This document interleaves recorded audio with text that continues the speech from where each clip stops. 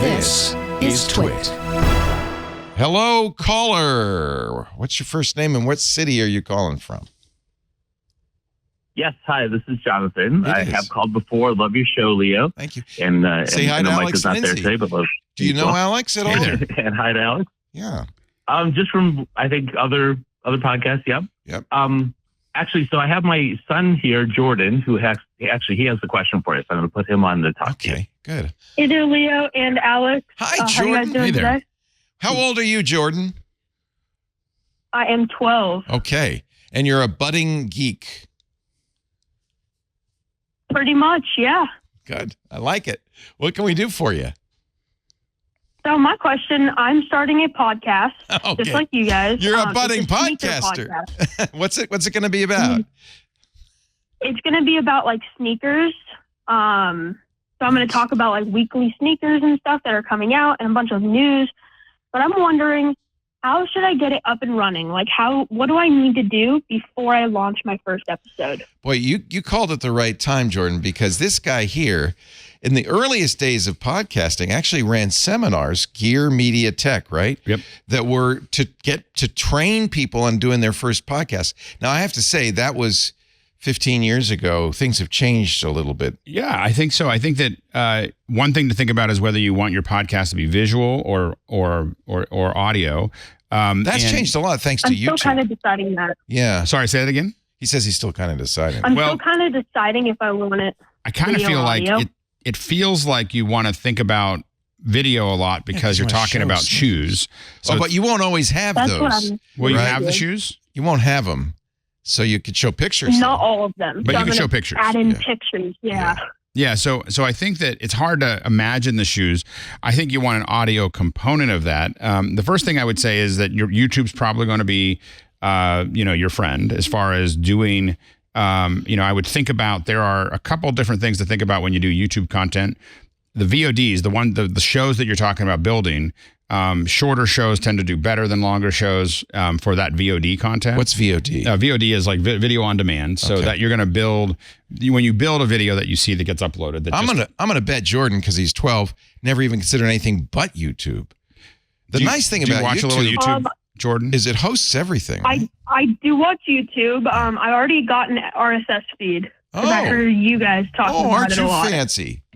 I think the new generation, especially sneaker buyers, they're not going to care about RSS. You can just put it on YouTube. I think you could do both. I think does YouTube generate a feed? It will generate an RSS. They have a podcasting function, and I think for the kind of show, if you were just doing a round table discussion and so on and so forth, I think that there's a lot of different ways to go. But I think that if you're talking about something, there's basically three formats on YouTube, three major formats. There's a lot of formats, but there's three major things to think about. One is these VODs, and so you might do a 6-minute or 7-minute review of a shoe. Then there is shorts, which are going to be small segments out of that or individual segments that you build, and then there's potentially some live streams.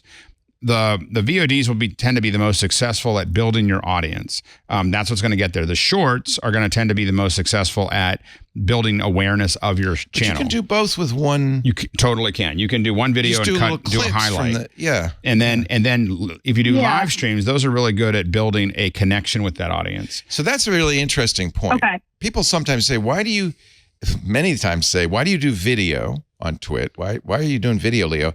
And then they also say, why do you do it live? Both of which add a complexity and cost. And, it's a lot bigger thing to have a video show than it is just an audio show. With audio show, Jordan, you already have everything you need. You just talk to your laptop or your phone, maybe even more likely. But now video, you're going to maybe take pictures, and then live is even more complicated, except thanks to YouTube, it's gotten much, much easier. Well, and streaming to YouTube is really easy, and the tools have gotten super easy. I mean, we do live. The reason I answer when people say, why do you do live video? Most people, 90 to 95% of our audience never or doesn't watch. They listen, they download. But every once in a while they watch. And every once in a while they watch live. Okay. And when you do that, there's a connection that doesn't exist just with audio. And they remember what Jordan looks like. And with sneakers, they might even want to see the sneakers. And with live, we couldn't be doing what we're doing right now, Jordan, if we didn't do it live. So there are advantages. Yeah. And that's the big thing. The reason that I go live every morning is because we want to interact with people's questions. And it's not questions that they wrote yesterday. It's questions that they wrote while we're talking, and so that's the, that's the thing that we try to, if you're doing live, you have to think about doing some version of interaction, whether it's reading the chat, managing the questions in some way.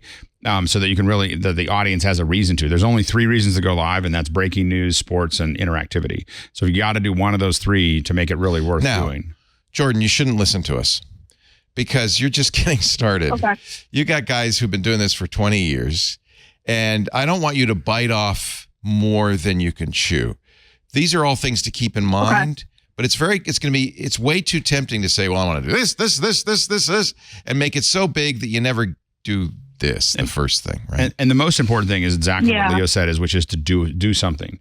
I think that Marquez Brownlee said it best, where he said the first 100 shows are going to get watched by like 4 people each. That's a good time to start. And so at 12, it's an incredible time to get started, because what'll happen is you'll start to you get away with a lot, and people will give you a lot of leeway. If you're 22 years old or 28 years old and you're doing it, people expect a certain, that you got it all figured out. At 12, they're going to let you play a little bit in a way that you're not going to get to play later. So right now, today, this week, tomorrow is the best time for you to get started. And the play is how you learn. The other thing I would say is really wait until you start doing interactivity with your audience. That's a whole very challenging and difficult and complicated thing to do that you probably don't want to get into at your age. Wait till you're a little older to do that. But at some point, once you get confident in every other part of it, that is a nice extra step that I think makes a big difference. Very few podcasters do what, even Marquez Brownlee doesn't do what we do. Right. I mean, this is a very, but it's hard to do. And it's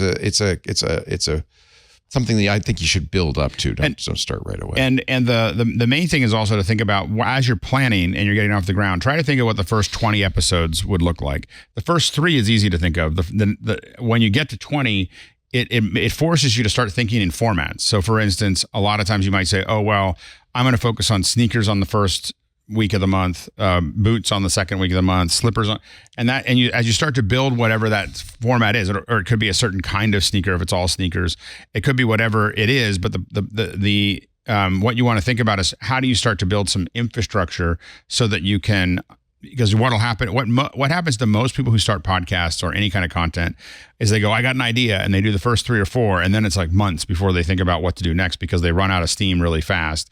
So by forcing yourself to sit down on a Saturday afternoon and think of 20 things, 20 turns out to be about the number that once you get to that number, you kind of have a format of, oh, this is how I will do this, as opposed to, because like, for instance, for office hours, which we do, we have 260, sessions or second hours a year. Leo has even more, and you have to have some system to do that.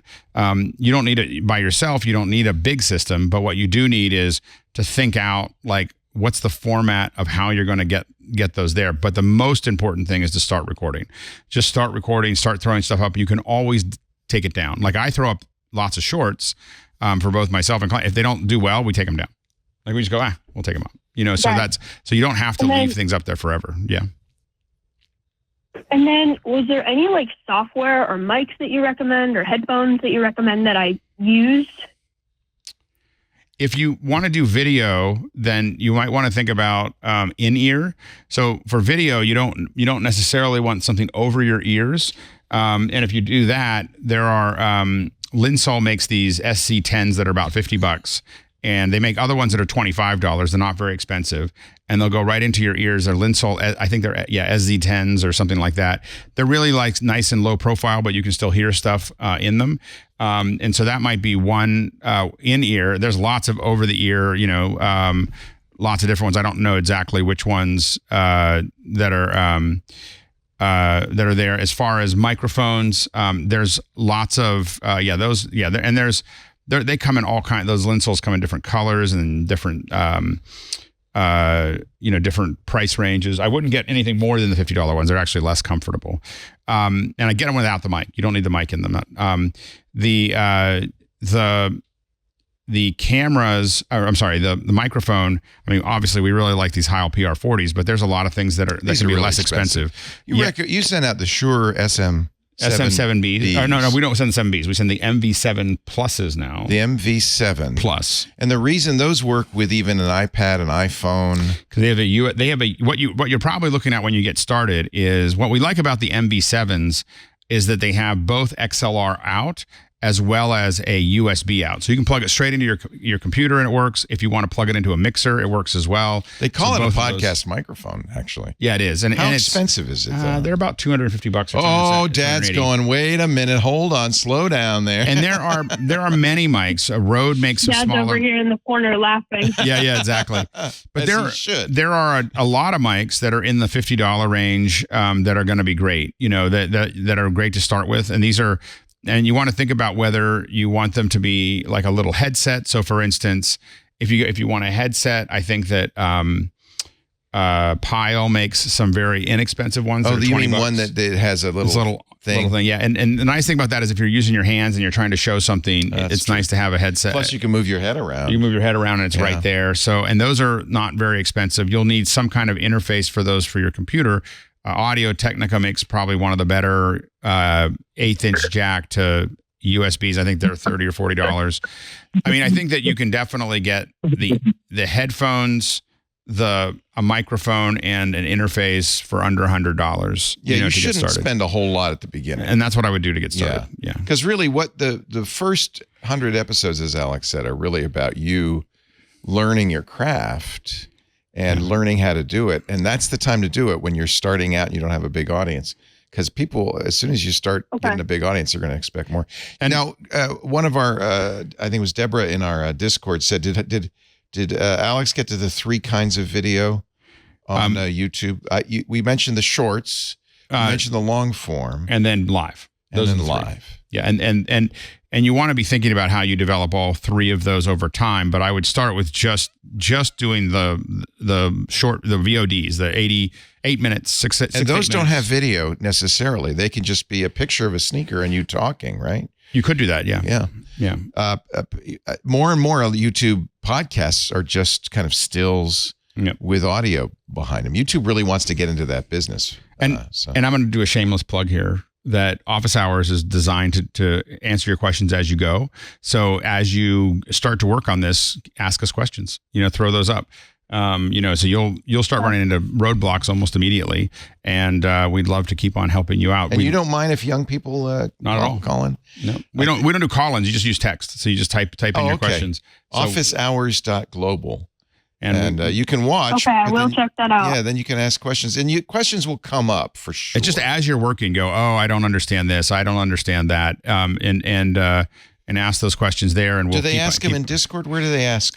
When you can actually you'll see a QR code up. It's askofficehours.global. So if you go to askofficehours.global, you'll be able to just push a question in, and you don't have to log in, you don't have to sign up for anything. Nice. You can just throw the question in. That goes into our system. So if you just say and we will answer it usually within 1 or 2 shows. Say, hi, this is Jordan. I met you on Ask the Tech Guys. So you just put your name in. Here's the interface, and you just go to askofficehours.global, and you can ask the question and hit submit. Yep. Boy, that's easy. This is software you developed. It is just for this purpose. Yeah. Alex is always trying to get us to use this. We probably should. If we were smart, it does make it easy. For recording, should I just do it through like my computer or something, or?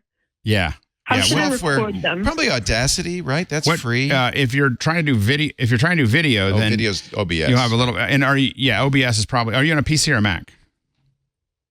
PC. Yeah, OBS is going to work really great for you to do the. You can do recordings on OBS. Free. Dad will like that. You just want to record it to the drive, and it's what everybody uses: Windows, Mac, and Linux, and I've used it. And that would let you go, if you get good at it, that would let you go live as well. Yeah. So that's a good one. I've done my video game play-alongs on Twitch. I've done with OBS, as many do. And there's other stuff, but boy, I mean, this is about as easy as you can get. Yep. Okay. Awesome. So Thank OBS, you guys so much. Get a headset mic, get in-ear monitors from Lindsay, get a plan, practice, and in about 10 years, we're going to be trying to compete against you. And the most important thing is, the way we've been learning for you can do a lot of things. The way we've learned for a million years is that we watch, We ask questions, we ask questions, we repeat. And that's what you want to just do as many. You want to make, Malcolm Gladwell said it was 10,000 hours. He based that on something that is not, is in Zen Buddhism, it's not 10,000 hours, it's 10,000 mistakes. Much better. And so you want to get through you want to go through those mistakes as fast as you can. Yeah. And at 12 years old, you get a lot of room to make a lot of mistakes. So you're at a really exciting time. This is really the right time for you to get started. And it's going to be hard, but hard is good. Yep. When you do, when you play the fiddle for the first time, you try to hit a baseball for the first time, you fail. It's very hard. Yep. But what did somebody once said? If you fail 10 times, don't give up because you might succeed on the 11th. Right. Keep going. Just keep making new mistakes. You're going to do it. Keep making those mistakes. And I wish you all the best, Jordan. That's great. And thank your dad for supporting you. That's really great. I'm really glad he did that. Glad to do it. Thank you, guys. Thanks, guys. Take care.